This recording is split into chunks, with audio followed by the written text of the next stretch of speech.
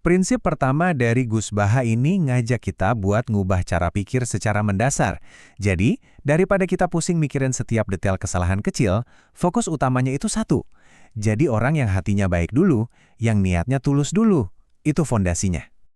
Gus Baha itu pernah bilang, "Nak wis soleh, engkau nak salah jenenge lucu." Artinya tuh gini, kalau niat dasar kamu, pondasi kamu itu udah baik, kesalahan-kesalahan kecil yang kamu buat itu bisa jadi dianggap lucu atau malah mengemaskan di mata Tuhan. Mirip banget kayak orang tua ngeliatin anaknya yang lagi belajar jalan terus jatuh. Kan bukan dimarahin, tapi malah disenyumin kan? Nah, tapi buat jadi soleh pun ternyata ada jebakannya loh. Gus Baha dengan mengutip Imam Syafi'i ngingetin kita supaya nggak kejebak di dua kutub yang ekstrim banget dalam beragama. Apa aja tuh? Yuk kita lihat bareng-bareng. Jadi gini, di satu sisi ada pikiran yang kaku banget yang fokusnya cuma sama aturan fikih. Sah nggak sah, boleh nggak boleh. Kalau ini kebanyakan bisa bikin hati kita jadi keras dan gampang banget ngejudge orang. Nah di sisi lain ada hati yang terlalu pasif, yang cuma nyerah aja sama tasawuf atau kehendak Tuhan. Kalau ini kebablasan, kita bisa jadi cuek sama tugas-tugas dan tanggung jawab kita di dunia. Dua-duanya ini jebakan. Terus solusinya gimana dong? Ya jalan tengah, sebuah perpaduan yang indah banget. Di mana aturan-aturan fikih itu nggak diterapin secara buta, tapi dibimbing sama kebijaksanaan dan belas kasihan dari hati, dari tasawuf. Jadi ilmu dan hati itu harus jalan bareng, seimbang. Oke, prinsip ketiga. Wah ini ngena banget sih sama kehidupan kita sehari-hari. Gus Baha itu ngeritik kebiasaan kita yang kadang-kadang niatnya sih baik, tapi malah bikin agama jadi kerasa lebih berat. Gimana caranya? Dengan nambah-nambahin syarat yang sebetulnya nggak ada di ajaran intinya.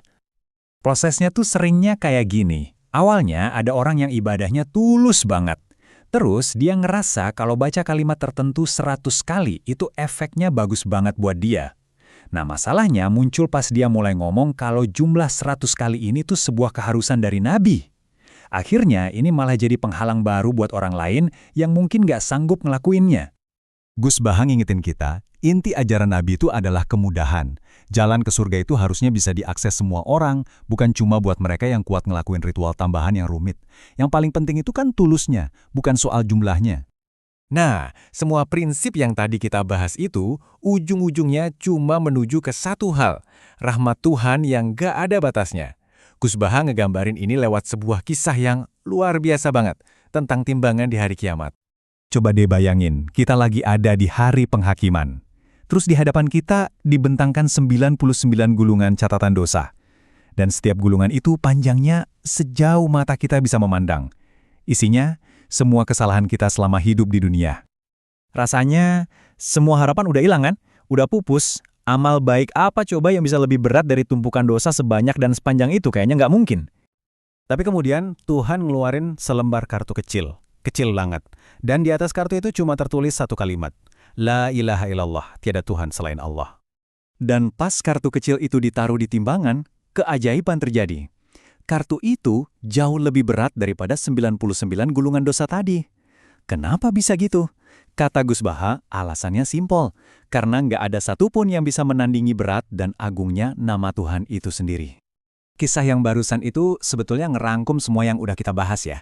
Mulai dari betapa pentingnya niat yang tulus, terus menyeimbangkan ilmu dengan hati, menjaga agama tetap simpel dan bisa dijangkau semua orang, dan puncaknya, keyakinan total bahwa rahmat Tuhan itu jauh, jauh lebih besar dari semua dosa kita. Nah, sekarang yuk kita bawa pulang kearifan ini. Kami mau ninggalin satu pertanyaan ini buat kita renungin sama-sama. Kira-kira hidup kita bakal berubah kayak gimana ya kalau fokus kita itu lebih ke rahmat Tuhan, bukan lagi ke daftar panjang kesalahan-kesalahan kita.